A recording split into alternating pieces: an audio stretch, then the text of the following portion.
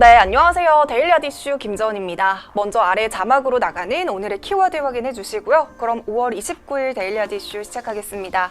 먼저 간밤 뉴욕 증시에서 주요 지수는 트럼프 대통령의 중국과 관련한 기자회견 예고에 하락으로 마감했습니다.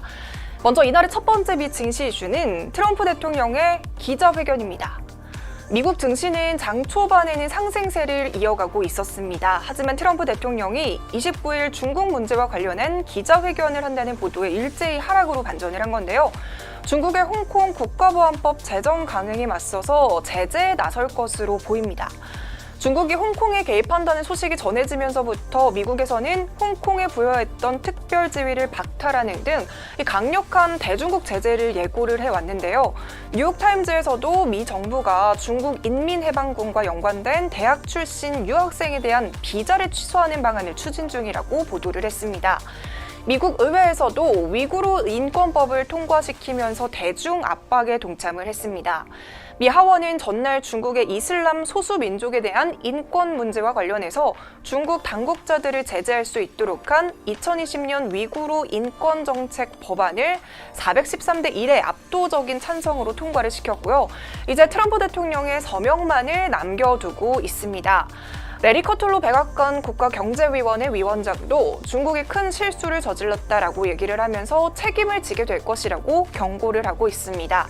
이런 소식들의 주요 지수들은 하락으로 돌아섰습니다. 네, 이어서 두 번째 미 증시 이슈는 주요 지표들이 양호한 수치를 보여줬다는 점입니다. 실업과 같이 미국의 주요 지표가 예상에서 크게 벗어나지 않으면서 안도감과 더불어서 경제가 다시 활력을 찾을 수 있다는 기대감이 모아지고 있습니다. 노동부에서는 지난주 신규 실업보험 청구자 수가 전주보다 32만 3천 명 줄어든 212만 3천 명을 기록했다고 발표를 했는데요. 월스트리트 저널이 집계한 예상치 205만 명보다 소폭 많은 수준입니다. 물론 여전히 200만 명대의 대량 실업이기는 하지만 신규 신청자가 감소하는 추세입니다. 이처럼 코로나19 위기가 시작된 이후에 첫 감소라는 점에서 해고됐던 근로자들이 일부 일터로 돌아오고 있다는 신호로 해석이 되고 있습니다. 커들로 백악관 국가경제위원장도 경제 재개를 시작한 주들에서 고무적인 경제적 신호가 있었다라고 얘기를 하면서 정부는 경제에 강한 반등을 예상을 하고 있습니다. 근데 마지막 미 증시 이슈는 트럼프 대통령의 SNS 기업 규제 강화입니다. 미 정부가 소셜미디어 기업에 대한 규제 강화에 나선 점도 이 관련 기업을 중심으로 시장에 악영향을 미쳤습니다. 트럼프 대통령은 지난 26일 우편 투표가 선거 조작으로 이어질 수 있다고 본인 트위터에 글을 올린 적이 있습니다. 하지만 트위터 측에서는 트럼프의 발언에 팩트체크가 필요하다고 하면서 경고 딱지를 붙였는데요. 이에 대해 트럼프 대통령은 트위터와 같은 SNS 기업에 대한 강력한 규제를 예고를 했고요. 이날 장 마감 이후에 관련한 행정명령에 서명을 했습니다. 이날 종목별로는 트위터의 주가가 4.4%가량 떨어졌고요. 페이스북 주가는 1.6% 하락했습니다. 네, 금요일인 오늘 국내 증시는 코스피가 외국인의 매도세의 하락으로 출발을 했습니다. 미중 간의 갈등이 커지면서 차익 매물이 나온 건데요. 코스닥도 하락으로 출발하면서 706선에서 출발을 했습니다. 자세한 장마감 지수는 화면으로 살펴보시죠.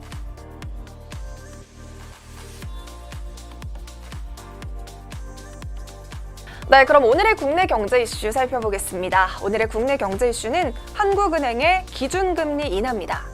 한국은행 정책위원회는 28일인 어제 이 기준금리 인하안을 의결했습니다. 한국은행에서는 1999년 현 정책제도가 도입된 이래로 사상 최저 수준인 0.5%로 0.25%포인트 하락했다고 밝혔습니다. 지난 3월 1.25%에서 0.75%로 파격적인 금리 인하를 단행한 지 2달여 만에 또 한 번의 금리 인하를 또다시 단행을 한 겁니다. 당초에 7월에 인하를 내다보던 시각도 있었지만 한은에서는 코로나19로 흔들리는 금융시장과 실물 경기를 지탱하기 위해 발빠른 정책 대응을 실시를 했습니다. 하지만 이번 금리 인하로 한국 기준금리의 실효 하한에 대해서 관심이 쏠리고 있는데요. 실효 하한이란 중앙은행이 내릴 수 있는 금리 하한선을 말하고 있습니다. 그러니까 금리가 거의 제로에 가까워진 이 시점에서 한국은행이 더 이상 금리 인하 카드를 사용할 수 없을 정도로 금리가 낮아진 것이 아니냐라는 논란입니다.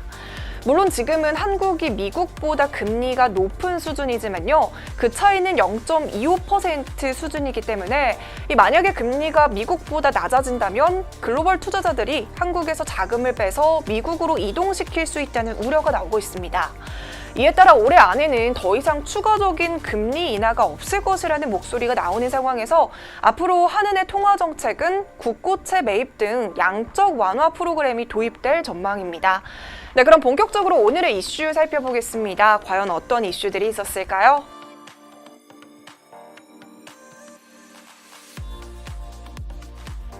네, 먼저 첫 번째 종목은 일양약품입니다. 일양약품이 어제에 이어서 급등세를 이어가고 있습니다. 일양약품의 코로나19 치료 효과를 확인하는 임상시험을 승인받았다는 소식 때문입니다. 일양약품은 전날 러시아 정부로부터 코로나19 치료를 위한 슈펙트 임상 3상 시험을 승인받았다고 발표를 했는데요. 슈펙트는 일양약품이 식약처로부터 2012년 1월에 허가받은 백혈병 치료제인데요. 국산 18호 신약입니다. 고려대 의대에서도 이 슈펙트에 대한 시험이 이루어졌는데요. 시험관 속의 코로나19 바이러스는 슈펙트를 주입했을 때 48시간 안에 70% 정도 감소했습니다. 에볼라 치료제로 유명한 렘데시비르나 말라리아 치료제로 유명한 클로로킨, 그리고 독감 치료제 아비건과 같이 그동안 이슈가 되었던 약물들 중 가운데서 가장 좋은 효능을 보이고 있습니다. 러시아 1위 제약사 알팜은 러시아와 벨라루스에 있는 11개 의료기관에서 코로나19 환자에게 슈펙트를 투여할 계획입니다. 특히 러시아는 하루 확진자 수가 8,000명에서 1만 명 정도로 미국과 브라질에 이어서 세계에서 세 번째로 확진자가 많습니다. 따라서 환자 모집에는 긴 시간이 걸리지는 않을 것으로 보고 있습니다.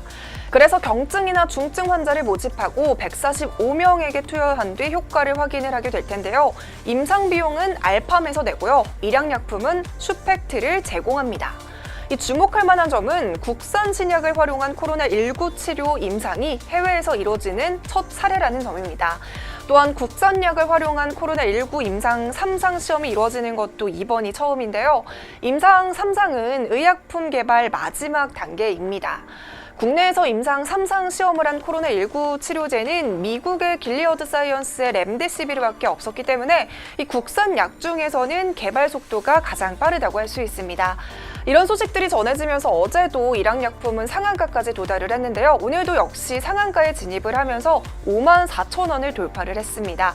뿐만 아니라 일양약품 우선주도 오늘 상한가 같이 도달하면서 연이틀 초강세를 보이면서 마감했습니다. 네, 두 번째 종목은 크린앤사이언스입니다. 한국건설기술연구원에서 신종 바이러스 감염 대응 융합 솔루션 개발 프로젝트를 통해서 광촉매 적용 향균 그리고 항바이러스 공조 장치를 개발했다는 소식에 관련주들이 강세를 보였습니다. 중앙재난안전대책본부에서는 지난 27일 세부 지침을 통해서 여름을 맞이한 다중이용시설에서 에어컨 사용 방법을 발표한 바 있습니다. 날씨가 더 더워지고 에어컨 사용이 늘어나고 있는데 이 에어컨을 가동하면 순환이 되는 실내 공기를 통해서 코로나19 바이러스를 포함한 침방울이 더 멀리 확산이 될 수 있기 때문입니다. 이런 우려를 덜어줄 방역 건설 기술이 연구 개발을 넘어서 상용화 단계까지 진입을 했습니다. 26일 한국건설기술연구원에 따르면 이 건설연이 참여한 신종 바이러스 감염 대응 융합 솔루션 개발 프로젝트를 통해서 광촉매 적용 향균 항바이러스 공조 장치가 개발이 되었다고 합니다. 상용화에 성공한 이번 공조 장치는 광촉매 원리를 공기청정기에 적용을 해서 공기 중의 코로나 바이러스를 99% 제거하는 기술인데요. 여기서 광촉매란 광화학 반응을 촉진하는 화학물로서 광촉매 공조 필터 모듈에 자외선을 조이면 활성산소가 만들어지면서 강력한 산화력으로 세균과 바이러스 등의 감염원의 생체 구조를 파괴해서 감염력을 제거하는 방식입니다. 대기와 유사한 환경을 갖춘 챔버에서 실험을 한 결과 30분에 모든 세균과 바이러스에 대해서 99.9% 이상 향균과 항바이러스 성능을 갖춘 것으로 입증이 됐습니다. 이번에는 중소형 크기의 공기청정기로 시작을 하지만 점차 건물 전체의 공조장치와 항균, 항바이러스 건설 자재로 기술 개발이 진전이 되면 건물 단위의 상시 방역 체계가 구축될 전망입니다. 이 같은 소식에 에어컨 필터와 실내 공기 정화 기능을 생산하고 있는 크린앤사이언스의 매수세가 몰렸는데요. 오늘 최고 10% 가까이 상승하면서 28,900원의 고점을 찍기도 했습니다. 이렇게 오늘은 일양약품과 크린앤사이언스 소식으로 데일리앗 이슈 마무리하겠습니다. 오늘도 시청해주셔서 감사합니다.